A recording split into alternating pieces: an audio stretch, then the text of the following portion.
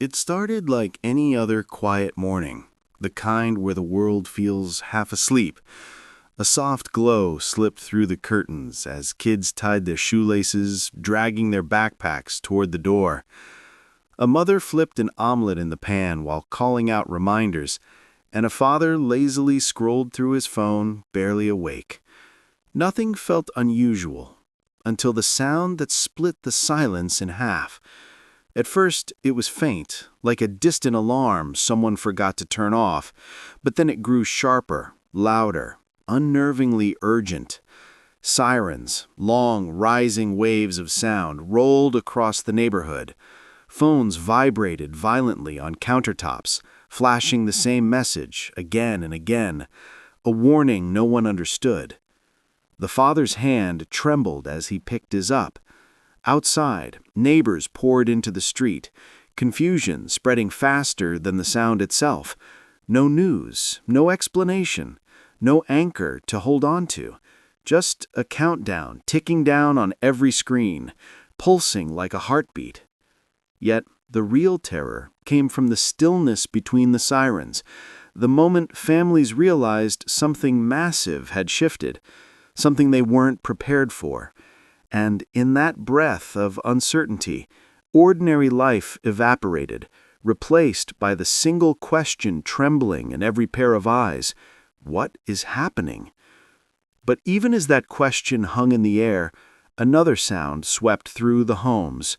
Televisions clicking on, radios crackling to life, every device suddenly tuned to the same trembling voice.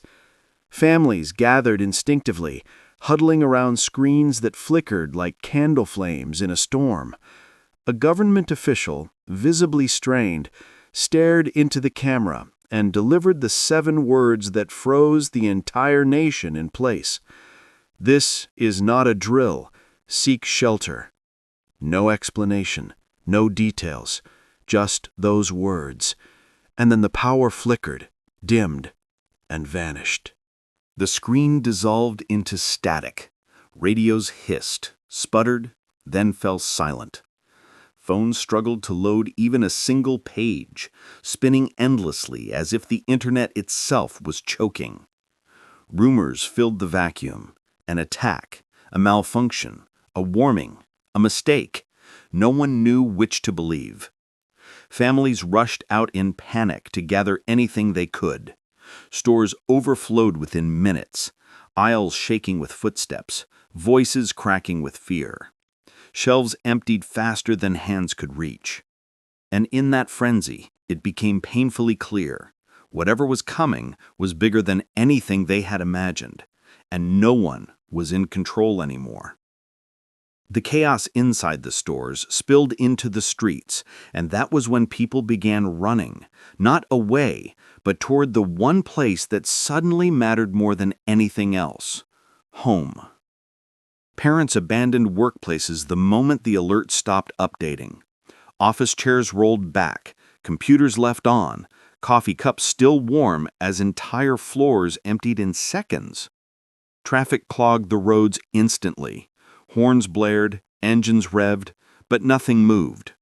Cars sat bumper to bumper, trapped in a city holding its breath. Mothers sprinted into schools scooping up their children, while teachers struggled to keep order. Kids cried, clutching backpacks to their chests, not understanding the fear etched across adult faces. Phone networks collapsed under the weight of millions trying to call at once. Voices stuck on sending, voices cutting out mid-sentence. Every moment felt like a countdown, with no numbers. And when families finally reached their homes, breathless and shaken, survival instincts took over. Neighbors whispered updates over fences, shared batteries, and taped windows with trembling hands. Each thud outside, a distant siren, slamming door, unknown echo, sent a jolt up their spines. The world felt different now, heavier, as if the air itself was waiting for whatever came next. The tension inside those sealed homes tightened with every passing second, and then, without warning, the world exhaled in the most violent way imaginable. A distant boom rolled across the city like a giant, tearing the sky open. The floors trembled, glass rattled in their frames. Car alarms erupted in every direction, screaming over each other in a frantic metallic chorus. People froze mid-breath, eyes widening as the horizon lit up with a color that didn't belong to nature. An unnatural, expanding glow that painted the skyline in a terrifying shade of fire. For a moment, no one moved, no one spoke. The silence inside each home felt heavier than the blast itself. Was it close? Was it the first of many? Was this the moment everything they feared became real? A pressure wave swept through seconds later, rattling cabinets, shaking picture frames, and knocking loose every illusion that this might pass. That shockwave wasn't just sound or force. It was the confirmation the world prayed they would never hear. WW3 had begun, and everyone knew the worst was still ahead. The glow on the horizon faded, but its fear lingered in every shaking breath. Then, one by one, the lights inside the homes flickered, struggled, and died. The hum of appliances vanished, screens went black. The world slipped instantly into a suffocating darkness that felt colder than the night outside. Families moved by instinct, gathering in the safest corners they could find. A basement, a hallway, a small room with no windows. Candles were lit with trembling hands, tiny flames fighting hard to push back the shadows, swallowing each wall. Children whispered questions, soft and frightened, their voices barely echoing in the stillness. Parents forced steady answers, even when they had none. Every sound outside, a distant rumble, a shifting echo, a brief metallic clang, sent hearts racing. Hours crawled by with unbearable slowness, stretching so long it felt like time itself was breaking apart. The darkness made everything uncertain. Food, safety, the future. No one knew if another blast would follow, or if it was already on its way. All they could do was huddle close, hold each other's hands, and hope the silence meant survival, not the calm before the next unimaginable shock. By the time dawn tried to seep through the cracks of boarded windows, families had already learned one brutal truth. The world they knew was gone, replaced by one ruled by instinct and scarcity. Water, once taken for granted, became the center of every whispered conversation. Bottles were lined up carefully, rationed sip by sip, each drop treated like something sacred. Phones lay lifeless on tables, their dark screens reflecting the worried faces around them. With no updates, no news, no connection to anything beyond their walls, people began building their own systems of survival. Old towels and pieces of cloth were turned into makeshift air filters, taped over vents and door gaps. Neighbors who barely exchanged greetings before now traded candles, canned food, and batteries with cautious nods. Trust became a fragile but priceless currency. One wrong decision could cost everything. Every choice, whether to open a door, share supplies, or explore outside, felt like stepping onto thin ice. One mistake could shatter it all. As the days pressed down like a weight no one could lift, the silence inside those cramped rooms began to crack. Whispers turned into sharp words into arguments that no one truly meant. Fear made everyone fragile. Parents tried to hold themselves together, but the strain carved lines into their faces. Sometimes, when the candlelight dimmed and the children finally slept, they let their shoulders collapse and cried quietly into their hands, praying the darkness wouldn't hear them. The children felt it too. They clung to questions they didn't understand. When will school start again? When can we go outside? When will things be normal? Each one cut deeper because there was no answer gentle enough to soften the truth. Then came the moment that shifted fear into something heavier. A close family friend, someone who always stopped by, who always checked in, never returned. His empty chair sat like a shadow in the corner, untouched, undeniable. And in that stillness, hope didn't just fade, it cracked. When the noise finally stopped, it didn't feel like relief. It felt like the world was holding its breath, waiting to see who would move first. Hours passed with nothing but the faint hum of wind brushing against boarded windows. Then, cautiously, hands reached for locks that hadn't been touched since the blast. The door creaked open, as if resisting the idea of letting anyone step back into a world that had changed without permission. Outside, the street stretched out in eerie stillness.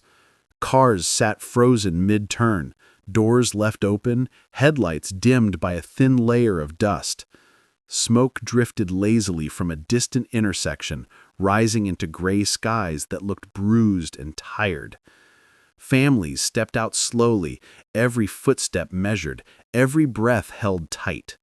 Strangers moved like shadows, walking without speaking, glancing at each other with the silent understanding that sound itself felt dangerous now. Everything was where it had always been, yet nothing felt the same. The familiar had turned foreign, as if the world had been emptied and refilled with something quieter and infinitely more uncertain. As people drifted farther from their doorways, something unexpected began to take shape among the ruins. It started with a single voice calling out for help, then another answering, and suddenly the silence that had ruled the streets cracked open. Families who had once only exchanged polite waves now stood shoulder to shoulder, gathering fragments of information, piecing together what little they knew. Injured neighbors were carried out gently from shattered homes, wrapped in blankets, soot wiped from their faces with trembling hands.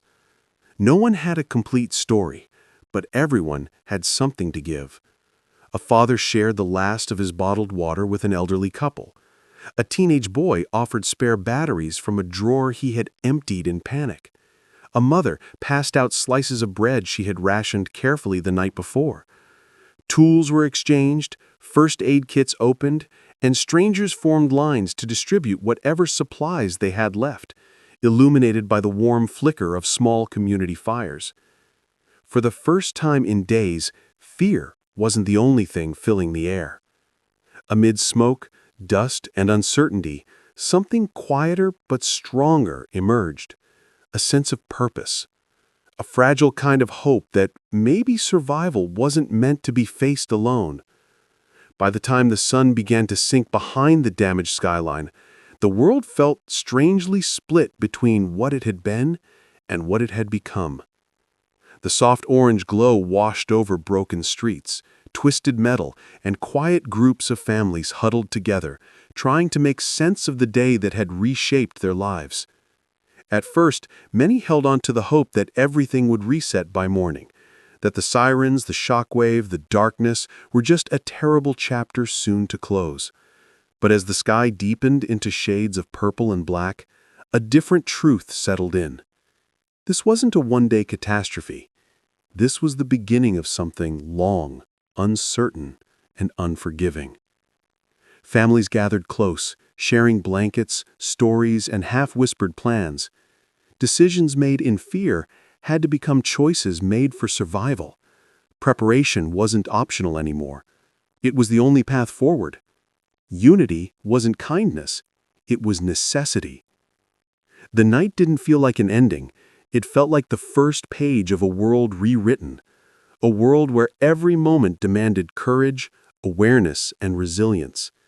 And as darkness swallowed the final light of the day, one question echoed through every heart, including yours. If this happened tomorrow, would you be ready?